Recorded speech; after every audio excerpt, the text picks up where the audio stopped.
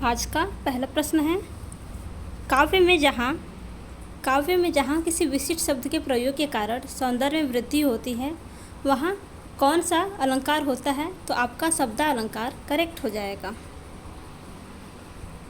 काव्य में जहाँ अर्थ चमत्कार हो वहाँ कौन सा अलंकार होता है? तो वह अर्थालंकार होता है। अगला प्रश्न है, अंबर पनघट में डूबो रही तारा घट उषा नागरी में कौन सा अलंकार होता है? तो आपका रूपक अलंकार होता है। रस के कितने अंग या अवयव होते हैं? तो रस के 4 अंग या अवयव होते हैं।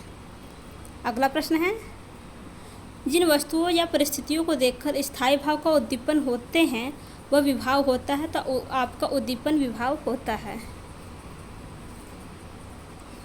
रस राज की संज्ञा दी गई है तो श्रृंगार रस को। छंद की परिभाषा है मात्रा, वर्ण, यति, गति द्वारा नियंत्रित पद रचना। किस छंद में दोहा से बिल्कुल विपरीत मात्राएं होती हैं? तो आपका सोरठा छंद में। हे प्रभु अन्नदाता ज्ञान हमको दीजिए किस छंद में है? तो आपका मालिनी हो जाएगा। अपभ्रंश के कितने भेद प्रचलित हैं? तो अपभ्रंश के 3 भेद प्रचलित हैं। भारत में बोलियों की संख्या कितनी निर्धारित की गई है? तो 436। किसी भाषा को बोलने तथा लिखने के नियमों की व्यवस्थित पद्धति क्या कहलाती है? तो आपका व्याकरण। फ का उच्चारण स्थान क्या है? तो ओष्ठ। पावरोटी कैसा शब्द है? तो पावरोटी संकर शब्द है। मुगल किस भाषा का शब्द है? मुगल किस भाषा का शब्द है? तो तुर्की भाषा का शब्द है।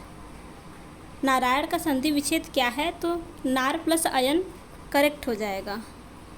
प्रत्येक में कौन सी संधि है? प्रत्येक में कौन सी संधि है? तो प्रत्येक में यड़ संधि है।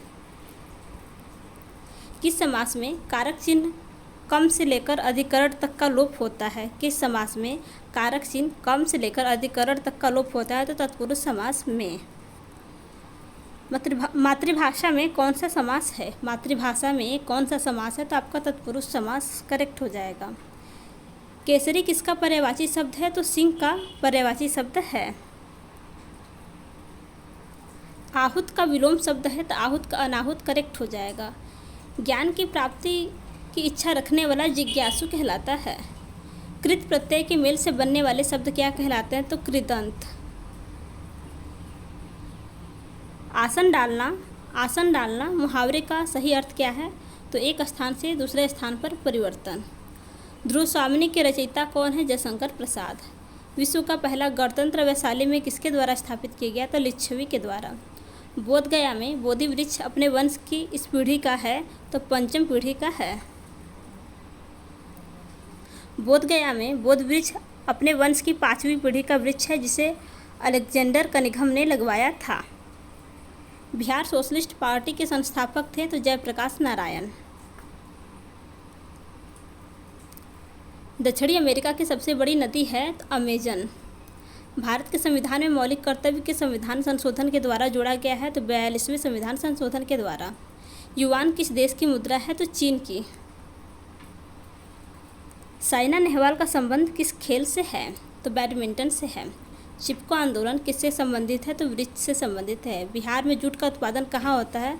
तो पूर्णिया कटिहार में होता है। भारत में ऐसा कौन सा पहला राज्य है जहां पंचायत राज प्रणाली लागू की गई है? राजस्थान। पहली पंचवर्षीय योजना का मुख्य उद्देश्य क्या था? कृषि विकास। किस दिन राष्ट्रीय मतदाता दिवस मनाया जाता है? तो 25 जनवरी को राष्ट्रीय मतदाता दिवस मनाया जाता है। विक्रमशिला विश्वविद्यालय की स्थापना किसने की? तो धर्मपाल ने की। विश्वविद्यालय अनुदान आयोग ने सभी उच्च शिक्षण संस्थानों को प्रत्येक किस दिन भारतीय भाषा दिवस मनाने का निर्देश दिया है? तो आपका 11 दिसंबर करेक्ट हो जाएगा। संयुक्त राष्ट्र के मानवाधिकार उच्चायुक्त का कार्यालय कहाँ स्थित है? तो जिनेवा में।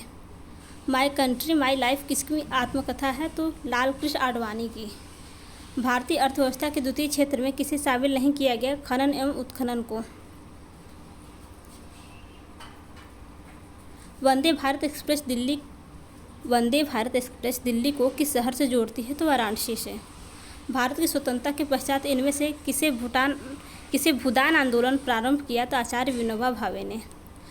संविधान द्वारा कितने प्रकार के आपातकाल की परिकल्पना की गई? तो 3 प्रकार के।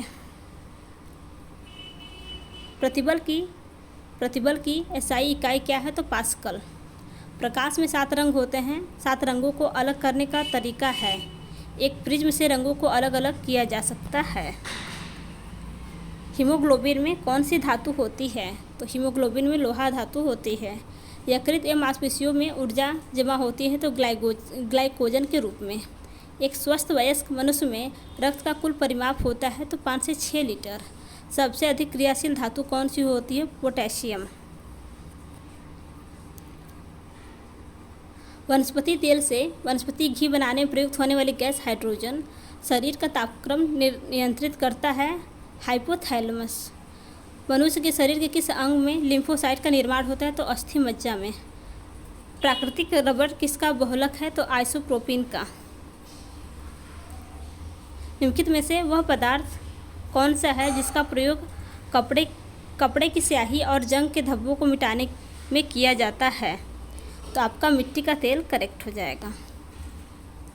अगला प्रश्न है, डॉक्टर द्वारा प्रयोग किया जाने वाला स्टेथोस्कोप किस सिद्धांत पर काम करता है?